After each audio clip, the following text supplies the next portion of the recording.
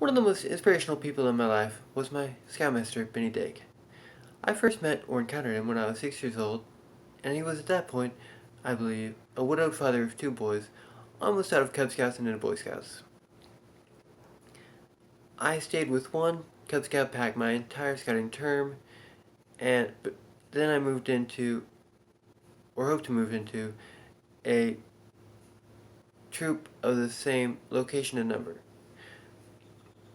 It took several years and several complications before finally settling into a comfortable scouting career in his troop on the other side of town.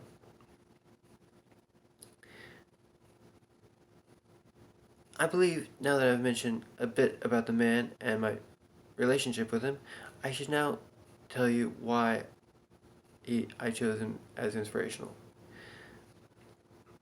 Firstly, he was kind. And I don't just mean kind to me. He was kind to every man and boy that I met, regardless of race, religion, or even their orientation when they cared to share. An interesting side note about this was that he was gracious to people regardless of their opinions of him. And being the supervisor over others' children, parents didn't always make this easy. Secondly, he was very intelligent. He taught me so many things that I use even to this day. Like the joys that come from being part of an effective team, and how to pack and what to pack for a week-long camping trip. And if I didn't mention it, even how to cook for such a camping trip. He also taught me and helped me to hold a leadership position in various endeavors. Thirdly, I should just like to say that he was very adventurous. He regularly organized trips for groups of around 30 on average to at most 100, rarely, boys and grown men.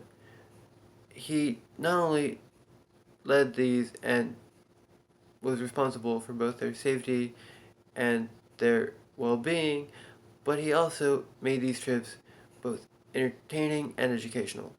He did this by sleeping outdoors in minus 30-degree weather, canoeing down our various local waterways, and building large and lasting fires, which we all greatly enjoyed. In conclusion, I should simply like to say that I aspire to be even a fraction of the man he showed to me. Now, admittedly, he didn't always do all these things on his own, but as the head scoutmaster, he even supervised all the adults. That being said, I'd love to be, at least in part, the man he showed me to be.